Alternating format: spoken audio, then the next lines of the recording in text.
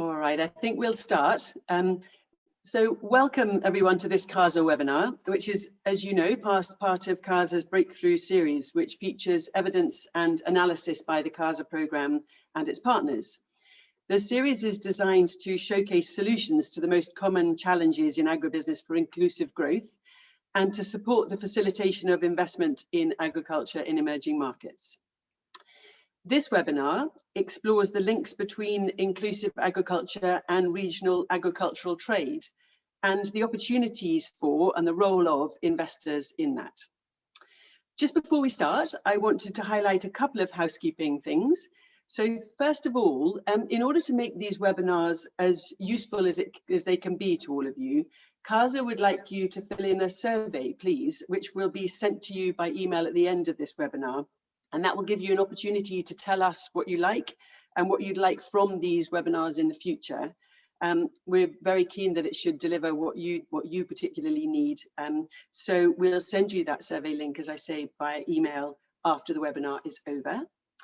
And secondly, really keen to get your questions in the chat box. So please post questions and flag that they are questions and if relevant to whom they're being asked. But please do post them early in the process so that we get to as many as possible by the end of the hour. The webinar itself, so the topic of the webinar is delivering on regional agricultural trade and the considerations for investors in inclusive supply chains. And we've got three excellent speakers today.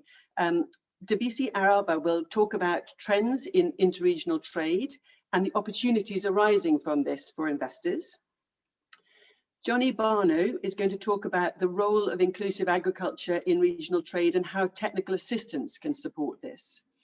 And Lorenzo Cotula will talk about the important role of contracts in trade in general, why these are particularly important for inclusive agriculture, and the role of investors in supporting contracts. There are three organisations, CASA, Montpellier Panel, and the Empowering Producers in Commercial Agriculture, EPIC project, have all contributed to a research brief, and that's out today. It's on the CASA website, and there's a link you'll find in the chat. The brief will also give you links to the reports that have been done by each of those organisations that contributed to that briefing. It'll be, as I say, on the website, but please check the link also as it's posted in the chat. Great, well, let's start with the first presentation. And the first panelist is Debisi Araba. He is Managing Director for the AGRF and a member of the Malabo Montpellier Panel.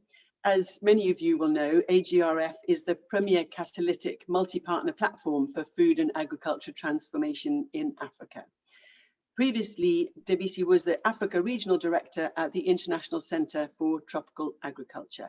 And as I say, he's going to talk to us about the opportunities for investors in regional trade. Debisi, over to you. Wonderful. Thank you very much, Alice. And hello, everyone. It's a pleasure to speak with you today. I'm a member, of course, as Alice mentioned, of the Malabo Montpellier Panel. And we recently released a publication, Trading Up Policy Innovations to Expand Food and Agriculture Trade in Africa. Now, why is this important? It's important because it's a story of prosperity. That's the good news I'm here, to share with you.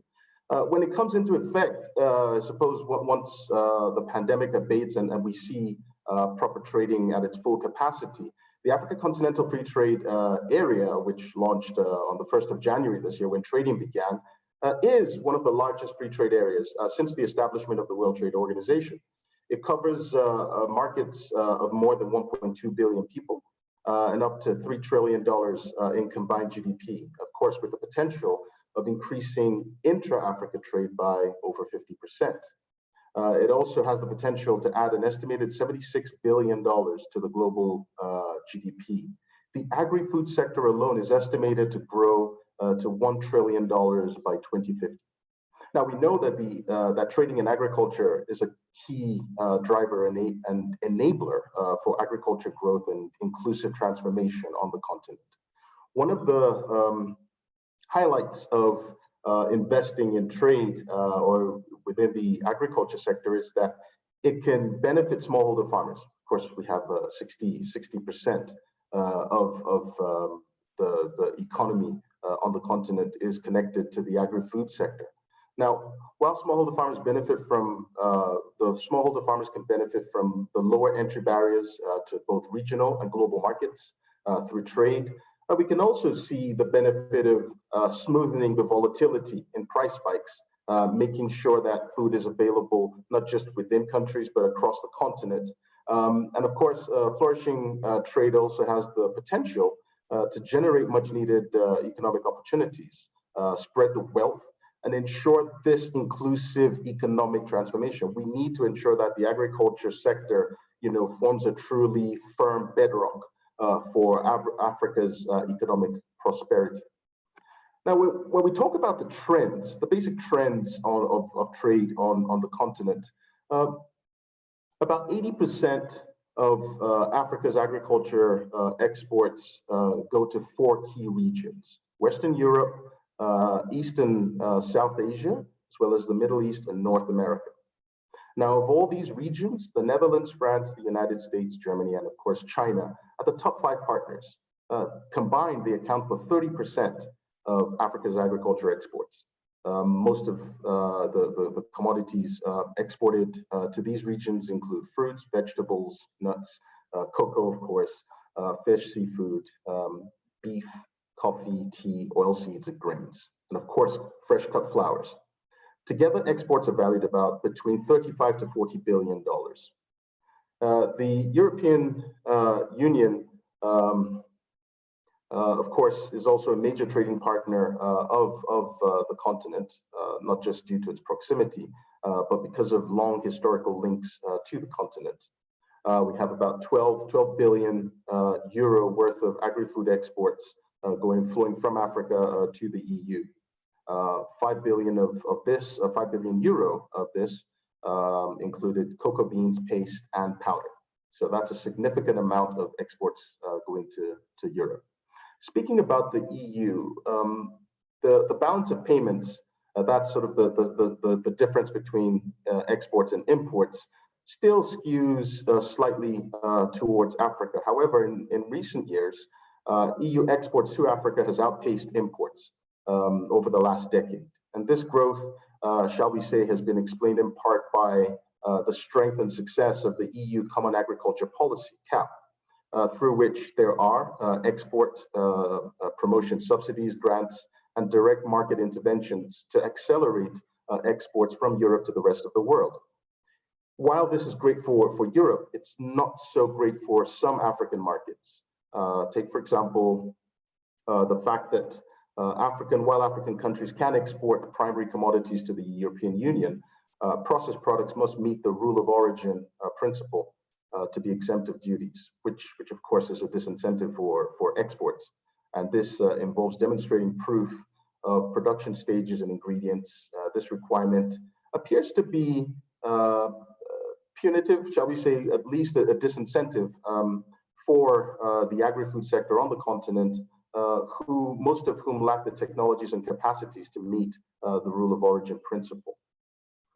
In comparison, with the United States, of course, the United States enacted AGOA, the Africa Growth and Opportunity Act, which is valued at about $2.5 billion at the last estimation. With China, through the Forum on China-Africa Cooperation, China-Africa trade has risen, I think, over the last 2 decades from about $2 billion to over $170 billion and continues to grow for obvious reasons. China is a growing market. A lot of the demand around the world is coming from China. China pools demand, and Africa is providing, African economies are providing supply. With Latin America, the biggest trading partner in Latin America is Brazil. In 2019, Brazil's agriculture exports to Africa were valued at about $4.2 billion, primarily sugar, maize, beef, poultry. Of course, we had soya, coffee beans, live animals, and spices. In return, Brazil imported fertilizer from Africa, had a lot of urea over this excess production capacity on the continent, with Indorama and a few others. Dangote's urea plant is coming online shortly in the next few months. Fertilizer, effectively, most of the imports were fertilizer and urea.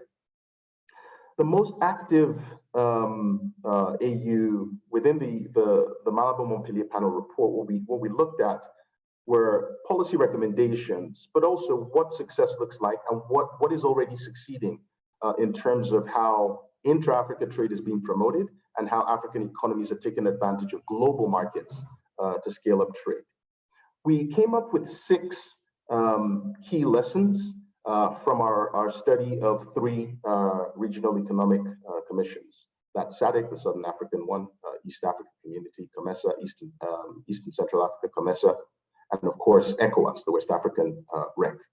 The first key lesson was we found that it's important to invest in improving data and information collection. This is, of course, important because if you can't measure it, you can't manage it. One example of innovation at the country level on information or data collection and information sharing is through the African Commodities Exchange, AFEX, in Nigeria.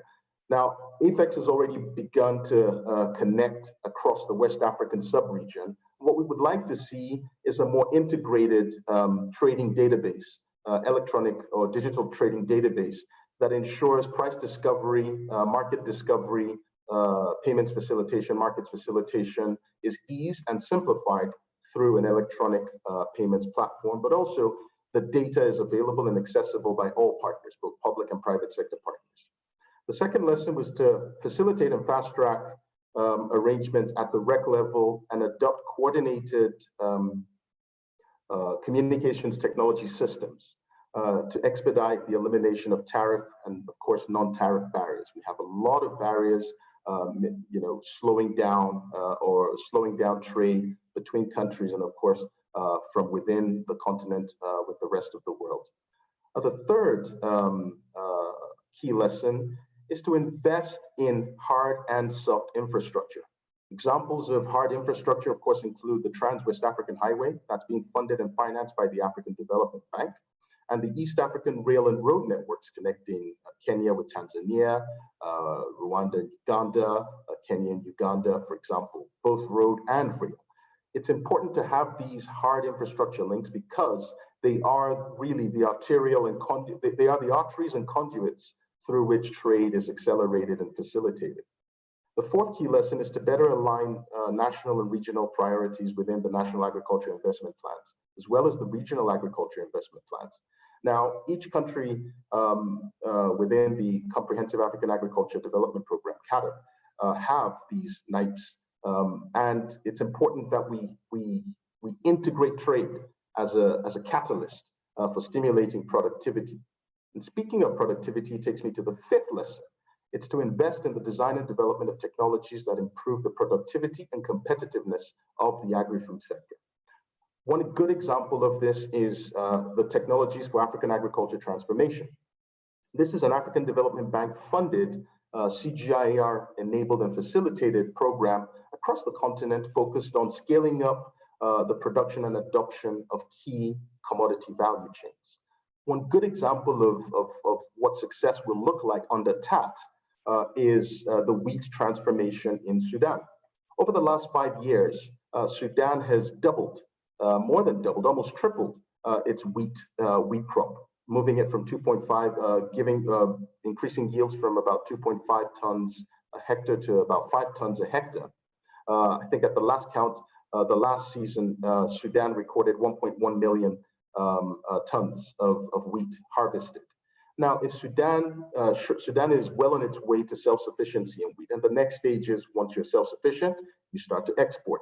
Wheat is a key commodity on the continent because it's the main ingredient in the production of bread, and bread is a staple in most countries. So, if Africa can wean itself as a continent, can increase productivity in key commodities and wean itself off of dependencies on imports and produce enough to stimulate trade across the continent, then we're really well on our way to creating long-lasting jobs economic prospects for people invested along and across those value chains.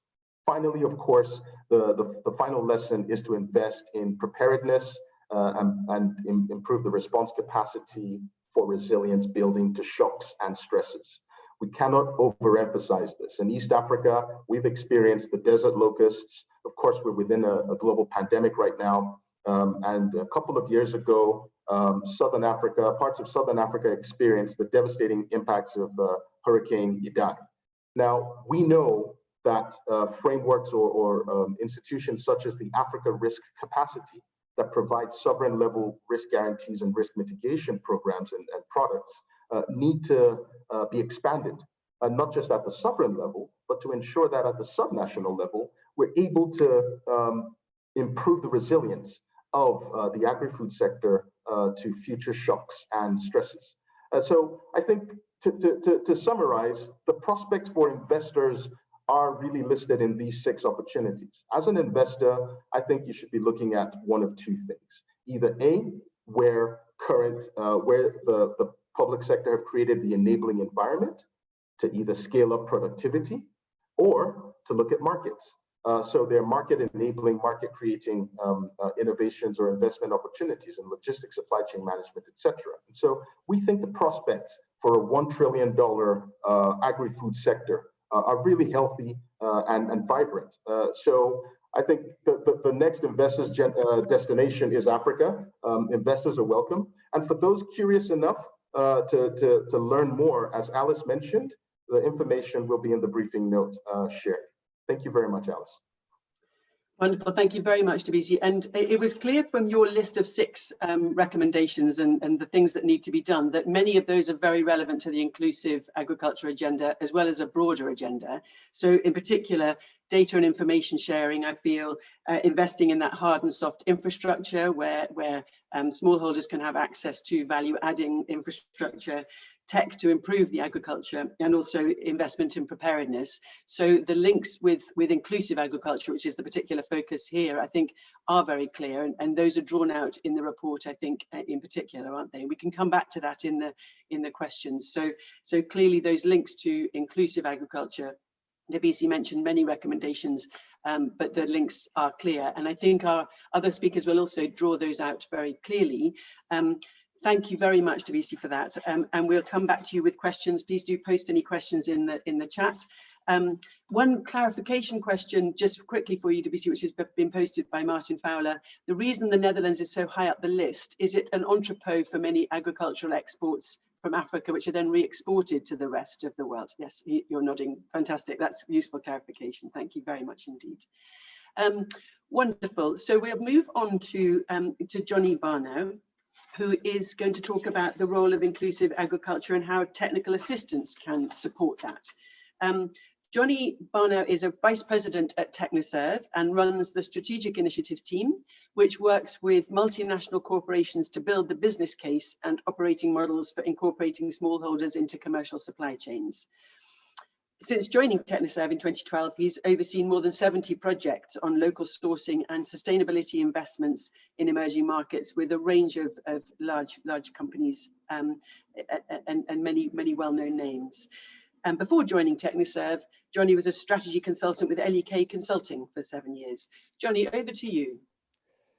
Thank you so much for that introduction, Alice. And just to add, in addition to that, in the context of today's session, I'm a strategic advisor to the FCDO-funded CASA program, which I'll be talking about a little bit more. In terms of my comments today, I'm going to try and draw a line between trade, agriculture, and inclusion, describe how technical assistance mechanisms can unlock that opportunity that exists there, and then talk about some research we recently completed that identifies opportunities to catalyze this in the sector. The first part of my comments may touch on points that some are familiar with, some might not be. So to start with, why trade and agriculture? And I think this builds on what Tabisi was talking about. But in a nutshell, the largest sectors of trade in many African countries are in agriculture. In Ethiopia, the largest single sector of trade is the coffee sector, which accounts for about $1 billion of exports. It's about 1/3 of the exports from that country. Jump across to Benin, it's $500 million of exports in the cotton sector, the single largest sector. That's larger than every other traded sector in Benin combined. Move across the border, the well-known example of Cote d'Ivoire and its $6 billion of cocoa, again, larger than all the other commodities traded. And head south to Madagascar, and the vanilla sector is the largest one, accounting for 22% of trade, and that's a $500 million sector. So that's the connection between trade and agriculture is pretty clear. But aside from all of those sectors I mentioned being agricultural sectors, every commodity I mentioned have one thing in common. Global production of them is overwhelmingly dominated by smallholders. This is certainly true in Africa, but be it in Latin America or Asia, smallholder production is the dominant mode of production for cocoa, cotton, coffee, and vanilla, accounting for more than 90% of global production. The reasons for this are complex. We don't need to get into them now. Agroclimatic, technological, commercial. But the point is the smallholders produce these commodities more efficiently than plantation models. And that's said to say nothing for the biodiversity and other benefits from small-scale production models. Those ones are pretty well known. So then the question is, can smallholders compete in other sectors against commercial producers? And the answer is yes. Those investing in African agriculture in recent years can't have helped to come across the excitement and growth in the macadamia sector, one of the fastest growing agricultural sectors in recent years. And we recently, through the work I'll talk about in a moment, supported a business in Malawi trying to ask the question, can you create effective smallholder models with macadamia? And the work that we found there said yes. And if you go across the border into Kenya, the answer is doubly yes. Kenya has rapidly grown its macadamia sector into a $100 million export sector based on smallholder production, outcompeting Australia and South Africa, which use plantation-based models. And recent analysis we did showed that they do it because the smallholder production model is cheaper than the commercial production model. So African trade relies on smallholders, is globally competitive in key commodities, and we're seeing more situations where it can be competitive against plantation-based models. So what's the problem, right? Well, the problem is that investors and businesses working with smallholders face real problems getting that product from the farm to either the factory or to the port. Many supply chains are characterized by informality or transactional buyer-seller relationships. Inefficient supply chains push prices up for the buyer and down for the seller. Driving differentiation via quality or sustainability through this kind of informal multi-stage supply chain is exceptionally challenging. So the market stays commodified. And the opacity of the supply chain disincentivizes investment and local value addition. And that's before you add in all the other risks that are associated with investing in agriculture in general, right? Weather, price volatility, et cetera. So what do you do about this, right? So these problems are thorny, but solvable. And this is what the work that CASA Technical Assistance Facility works on. What we do is we provide technical assistance that sits alongside investors investing in agribusinesses across Africa to focus specifically on this issue of how to get the product efficiently from the farm to the factory or to the exporter. The FCDO funded program we work on works with a variety of different investors, particularly DFIs, but others too, to diagnose the specific supply chain problem and to identify the technical solution needed to do it. And usually requires quite specialized technical expertise, which justifies the need for this type of mechanism. And when successful, it unleashes the competitive advantage of these businesses in these smallholder-based segments. Finally, to do this well, almost always requires inclusive business models, where the farmer and the buyer have a more strategic relationship. So that means the business wins, the farmer wins. So some examples of where we're doing this right now. Right now, we're working with a business in Tanzania that's a vanilla product exporter and helping them to adapt their sourcing model, both domestically from smallholders across the border in Uganda, as well as helping think about different ways they need to adapt their business to the realities of COVID. And one of the ways our program has had to adapt recently is around COVID mitigation and COVID adaptation, not just the smallholder problem in isolation. A second business we're working with is in Ethiopia. Yes, rapidly growing coffee sector, but how do you work with farmers to drive differentiation, particularly around sustainability, driving a price premium for the seller and additional better prices for the farmer?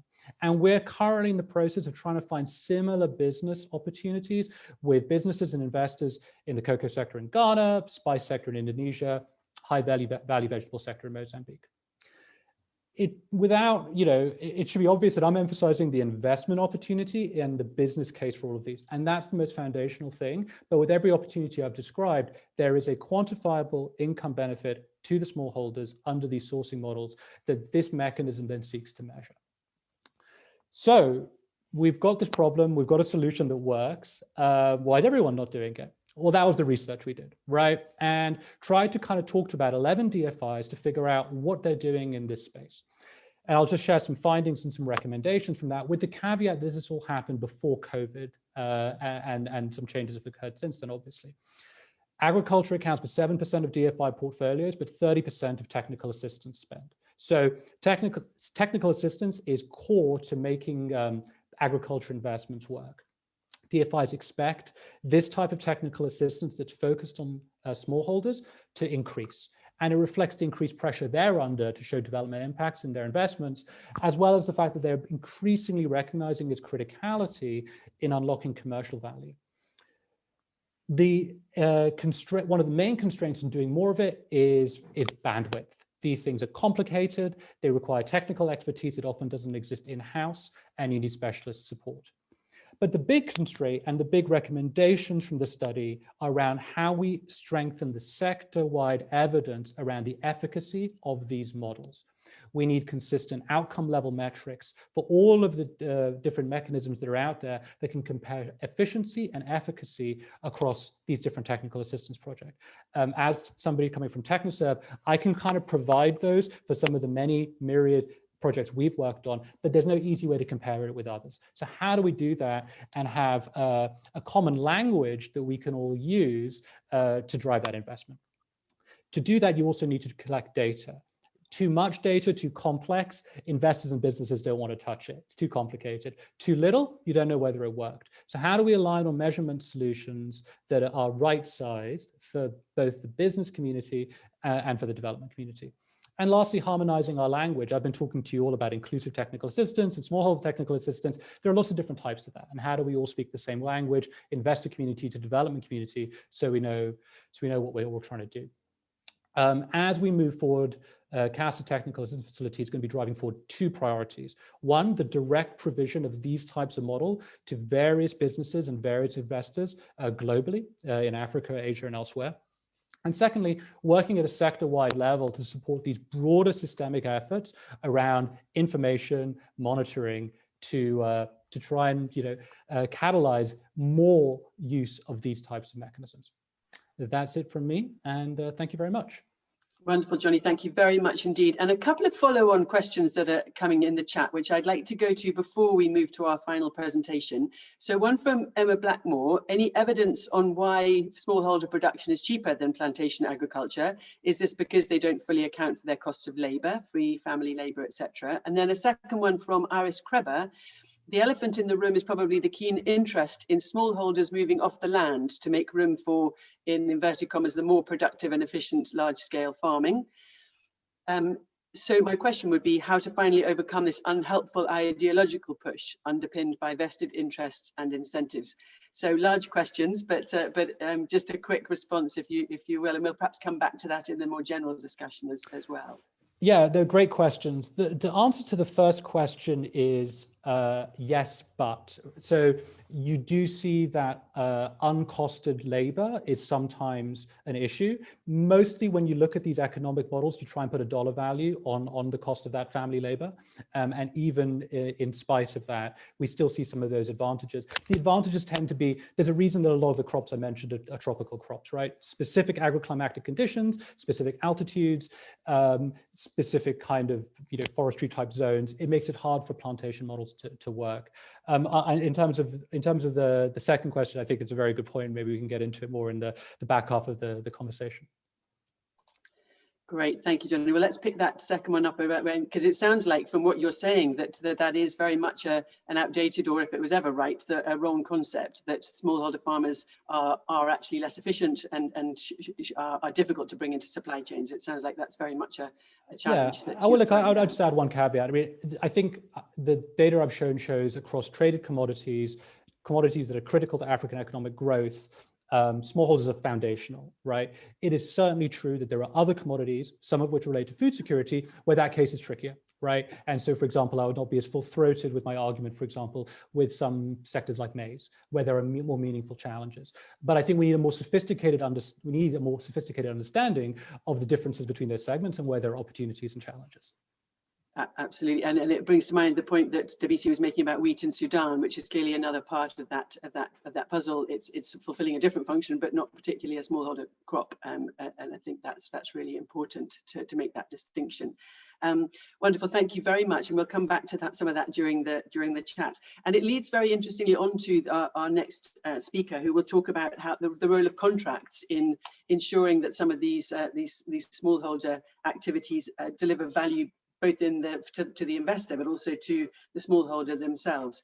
So Lorenzo Cotula is a principal researcher in law and sustainable development at the International Institute for Environment and Development, IIED, where he leads action research and policy work on land governance, commercial agriculture, and natural resource investments. He's the project director of the Empowering Producers in Commercial Agriculture, EPIC project. Over to you, Lorenzo.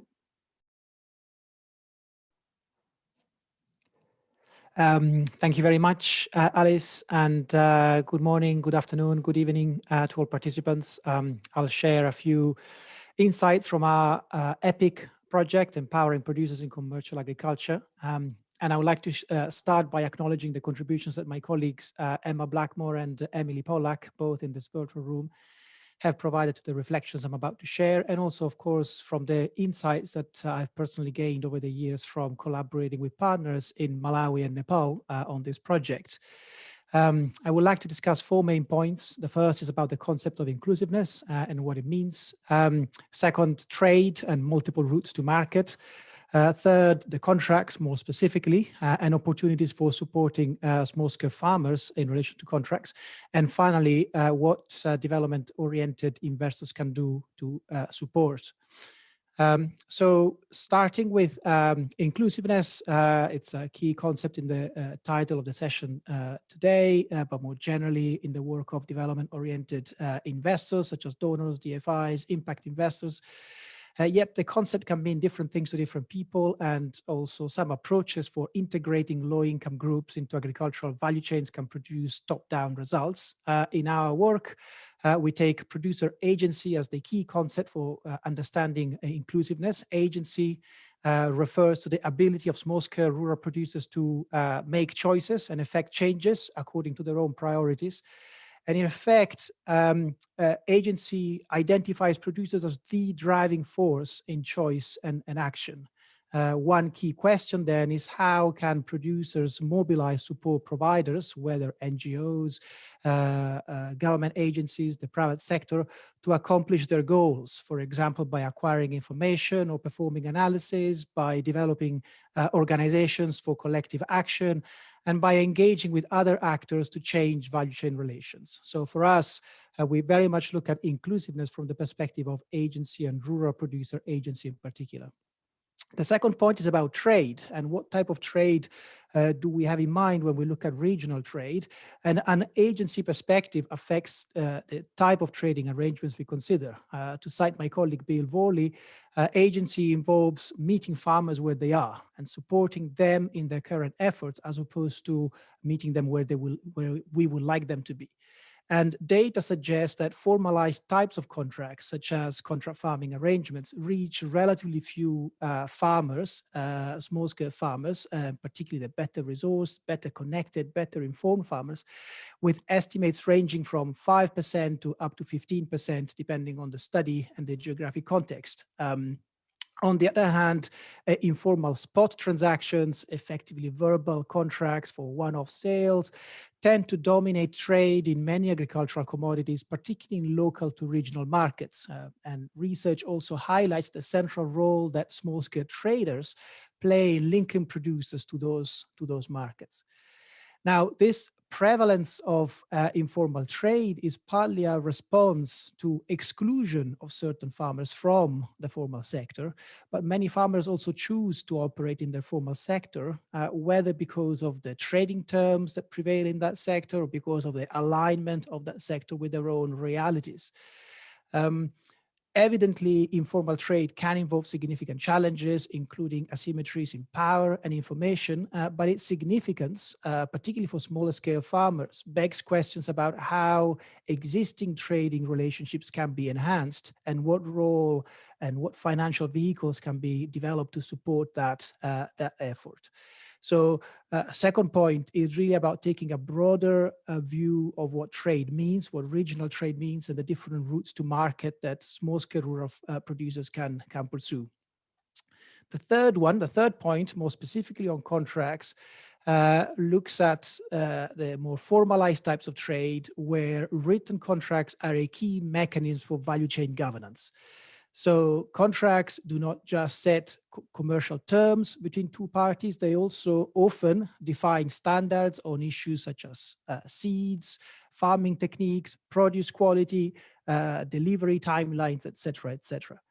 In our work, we talk of contract chains as opposed to individual contracts, because contracts are often interconnected with terms cascading from one contract to the other. So, for example, if we want to support farmers to improve the terms of their contracts, we must look not just the contracts that they sign directly, but also other contracts in the value chain, which can influence indirectly the terms of the farmers' contracts, because end buyers, for example, may be in a position to require their own suppliers and subcontractors to adhere to their terms. Now, contract chains raise important issues of agency. On the one hand, there are issues about the contracting processes. So processes through which the contracts are developed, they will affect who has what say and at which stage.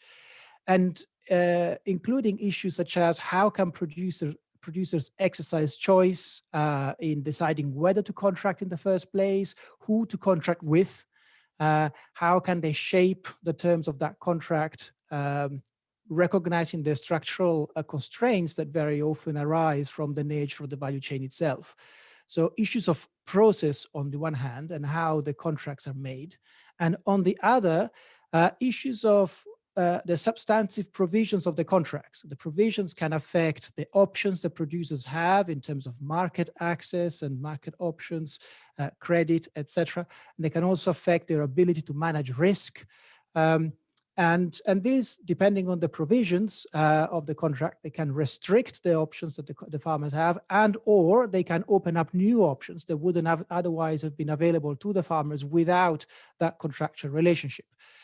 This includes, for example, provisions on the sort of discretionary power that the buyer has in determining price, the terms of credit, arrangements that provide for exclusivity of markets access, produce specification, contract termination, what happens if unforeseen circumstances materialize, etc., etc.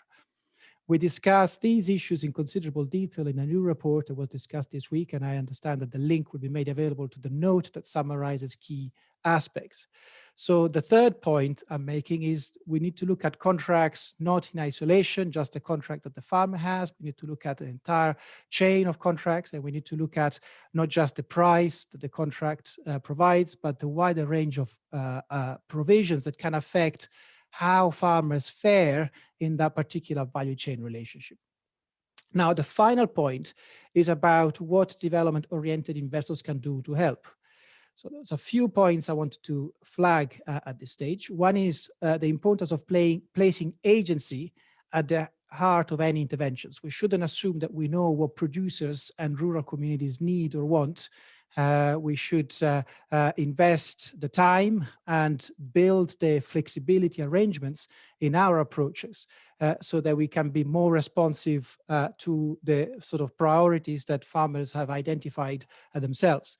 This also means avoiding biases towards more formalized value chain relations. So biases, again, sort of assuming that shifting from a less to a more formalized value chain relationship is necessarily a good in itself. And I think there is a value in exploring the complexities of the options that exist, and also considering the hotspots of energy that can be nurtured in the existing trading arrangements that farmers have already developed, as opposed to moving directly into developing new organizational forms. Also, practical interventions such as investments in storage, in rural infrastructures can really help open up options for farmers. And that would also enable them, to negotiate from a position of greater strength when they are considering the options they have for engaging with markets. So concrete investments in that sort of post-harvest infrastructure can also have reverberations on contracting and contractual provisions.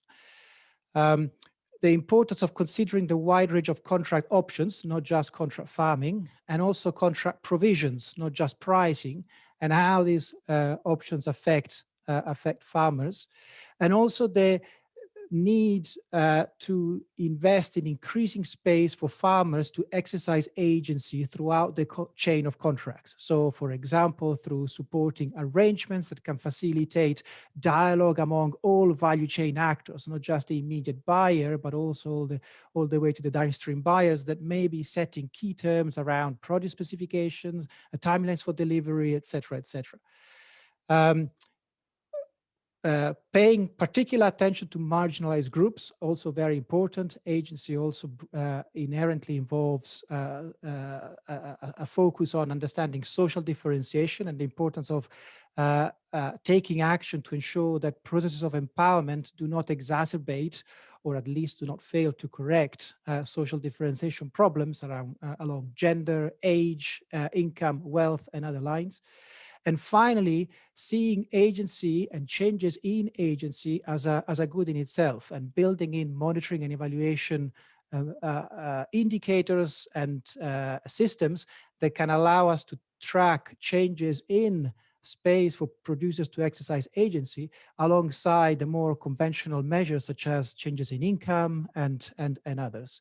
So a few ideas here to discuss together on what could be done concretely to advance this agenda, and very happy to discuss further during the Q&A. Lorenzo, thank you very much. And I think what's really telling is that the importance of contracts, not just for the agency that you described, which is clearly really important for development-oriented investors, but also clearly good contracts are going to be in the long-term interest of both the buyer and the seller to try and ensure that those markets continue and that the delivery of the product can happen on a long-term basis. So from an investor perspective, there's a dual need to make sure that contracts, the quality of the contracts is at the heart of their activity. Wonderful, thank you very much. And I wanted to go back to a question that was raised by Antoinette earlier in the chat, which is relevant for all of you, I think.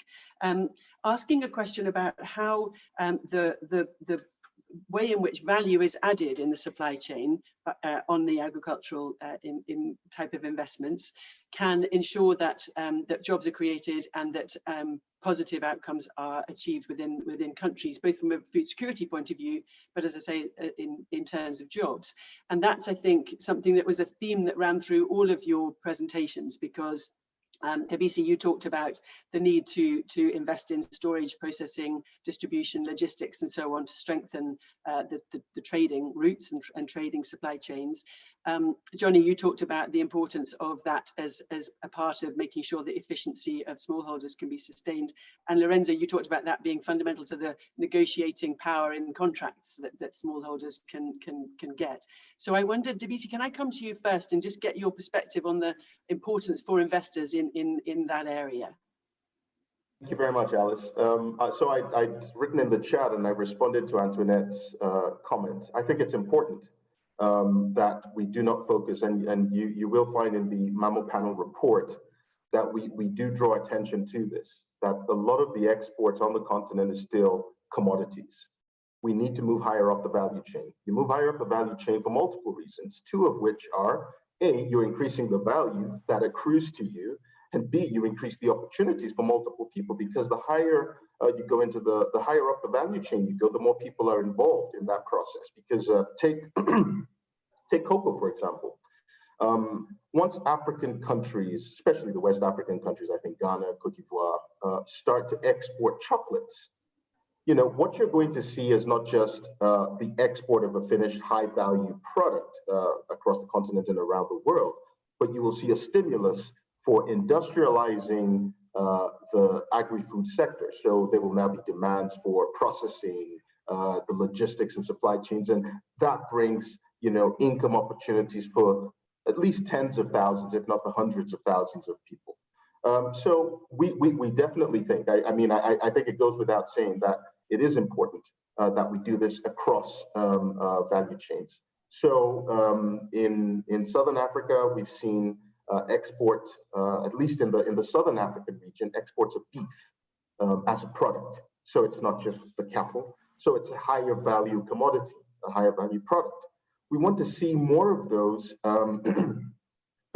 in each region. But again, I think one of the sort of the low-hanging fruits on the continent is meeting the needs of demand on the continent. So there's a low consumption of animal-based protein, low consumption of the high nutritious food. So can we get other countries increasing the production, but also the storage capacity? So it's sort of the complementary to that is investments in cold chain supply, logistics, transportation, etc. So we are seeing this. It's very nascent, but it is happening. Thank you very much. And Johnny, your perspective from the particularly in the inclusive agriculture piece, that are you seeing investments that can support the smallholders in this way that are, you have evidence of that strengthening their ability to reach markets which are adding value markets? Where have you seen evidence of that? Yeah, I mean, look, it's an excellent question, and Antoinette's right. The number of the examples I gave in terms of these commodities that drive trade are really being exported with limited levels of value addition. It's why it's particularly critical to highlight those subsectors where there is real opportunity to do value addition. So I, for example, mentioned macadamia. Well, all of that processing is happening domestically in Kenya to create a $100 million sector. If you were to select cashew in West Africa, similar, huge amounts of investment going. And there are various horticultural sectors that are critical.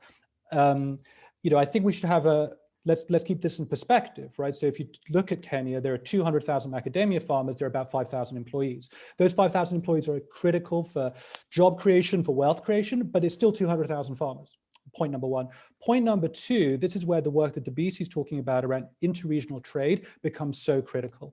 Kenya's leadership in this is not just by focusing on markets overseas, but it's by trading with markets such as Uganda and Tanzania and DRC to sell them juice based on mangoes that are grown in Kenya, right? So you can't have value addition. It's very hard to ask some of these countries to compete with some of these other countries, but regionally, you can absolutely create hubs, and we're seeing evidence of that across the continent.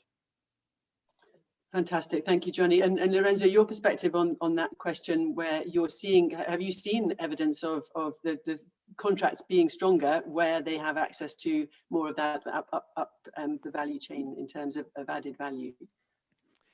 Yes, I think that is a very important point to raise, first of all. And for us, looking at contracts is not just about looking at ways to support a group of farmers in their negotiations with a given agribusiness, but also reconsidering the position of the farmers in the value chain itself. And so in Nepal, for example, we're collaborating with partners, working with 2 tiers of producer cooperatives from the local level all the way to the national level, for farmers to be able to assert greater control of the value chain itself all the way to distribution. And they do that at the provincial level, and also they've been working in Kathmandu itself. So it's national markets, it's informal markets primarily, but with contractual arrangements between farmers, the cooperative, the different tiers of cooperatives. And we see that as a very useful, very important avenue to explore and consider sort of what are the challenges, what are the opportunities. Issues around infrastructure come up around cold storage, for example. So obviously, the sort of commodities that one looks at are very much shaped by the sort of infrastructure that is available that the farmers can develop. That also ties in with a broader reflection that I wanted to flag that sort of ties in with some of the discussion about small scale versus large scale, and also the sort of opportunities for added value, which is the importance to consider the sectoral specificities of the value chain that we discuss, because of course value chain are incredibly different, and of course from a contractual perspective, that also means that the sort of contracts that we've been looking at and been working on are very, very different in different sectors, except that there wasn't a lot of time for me to expand on that during the intro. Yeah. Perfect. Thank you very much for that. Obviously, really important area. And I wanted to, I think the question that Will Saab has asked is perhaps answered already by the comments that have been made in that. But he was asking, to what extent is low intra-African trade driven by imbalance between food products produced and demanded on the continent?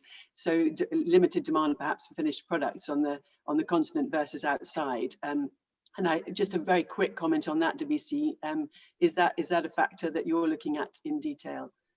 Yes, we've looked at that, and it's partially responsible, but the reality is a lot of these African economies anyway are importing these finished products from Europe. So I think, not to say it's bizarre, but I've been to Belgium, and sometimes I marvel at seeing, 200-year-old cocoa or chocolate processing industries, when the cocoa is coming from the continent. So I think if African countries produce the finished product, there is demand for it, not just within the continent, but around the world. Thank you very much indeed. And then I think it'll have to be our final question, but a question from Iris Kreber. Our ministers want to see our ag programs and investments transform entire economies and help nurture the national investor ecosystem. What would best catalyze this goal? I.e., what would you say to our ministers, if I may be this direct? Or is this one to caution with a view to influence of ODA time needed and or scale needed? So basically, what would we say to the ministers about how we transform economies with agriculture? Let's start with Johnny this time. Just land you in it there. Thanks, Alice. That's very kind of you. I'd say be very intentional about what it is you're seeking to achieve when you define transformation, right? We've talked, for example, about value addition. It's critical. Manufacturing, it's critical. It's obviously an important theme to many ministers who are thinking about the development of these economies. But most of these countries still have 75% rural populations, 60% farmers, and how farming and agriculture transforms, building on the foundations of strong smallholder systems, it seems to be as important, if not more important, than some of these other issues. And then step two, and I think it builds on a point that Lorenzo made, is like be very intentional about your sectors. There are specific sectors where the countries we've discussed have real competitive advantages that you can build upon. We're talking mainly also about tradable crops, but there are other crops where there's import substitution opportunities, food security opportunities.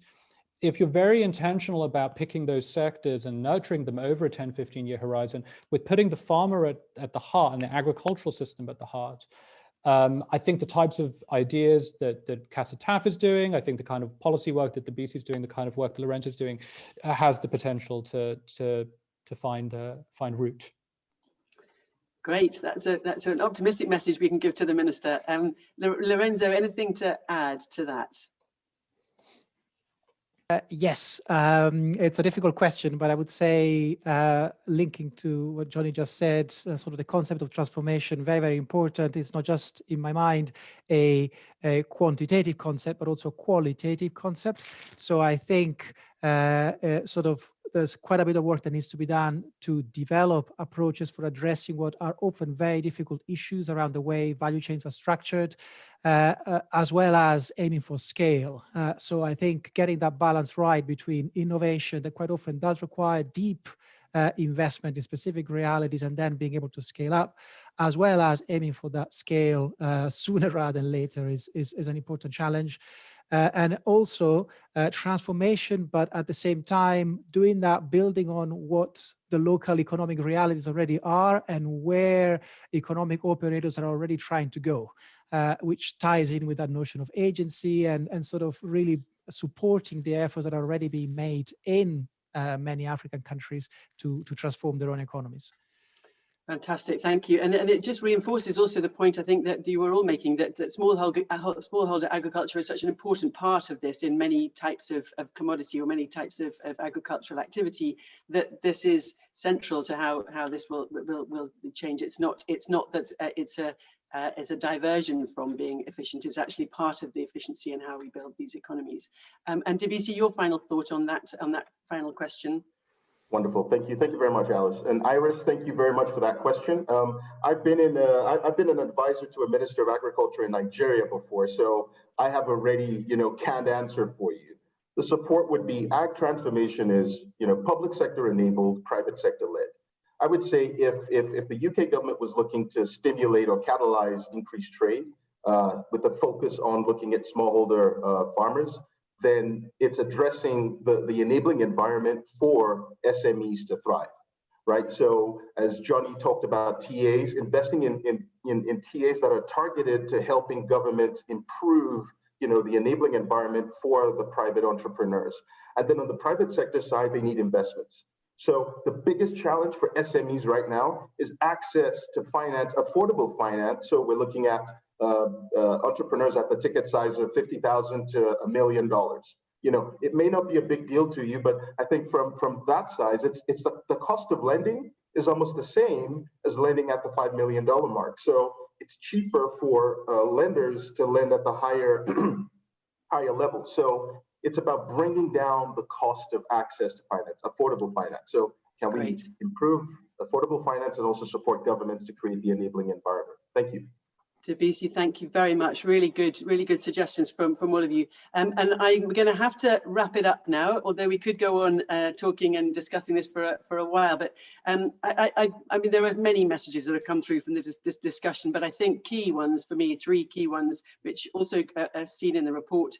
There is an increasing range of investable areas emerging from the interregional trade in Africa that was described, including whether that's processing, packaging, storage, infrastructure, logistics. But there is, in particular, in sectors that need to be focused in inclusive agriculture, there are opportunities for investment in those areas. And for DFIs, this is my second point, with a focus on inclusive agriculture, the good news is that smallholder production can be an efficient and competitive model of production in particular sectors, and technical assistance can help to support this business case, core business support as well as inclusive business support. And there are models which TechnoServe and the CASA program have been working on, which can really show that can make a difference, and we can show the impact from that, and can increasingly show the impact from that. And then thirdly, critically good contracts are at the heart of viable business, good governance and support for inclusive agriculture. So investors should focus on those. And linking back to the investment opportunities, I think smallholders that have access to those value-added activities are likely to be able to strengthen their negotiating position, enabling greater benefits for all. So I hope those were adequate summary of the points that were made, and I know there were many more, but I hope that was a reasonable summary. We've come to the end of our webinar. And I wanted to thank the 3 panelists very much indeed. So to Debisi, to Johnny and Lorenzo for your really great insights. And as I say, please go and look at the report that they have contributed to, which is linked on the CASA website. The next webinar will be on the 31st of March, and we'll discuss making inclusivity work, featuring reports on working with farmer groups, including contract development. And please remember to complete the survey that I mentioned. The link will be sent to you on an email after this call. But many thanks for joining. It's been a really good discussion, and many thanks to the panelists, as I say, for really giving us lots of food for thought. And thank you for joining.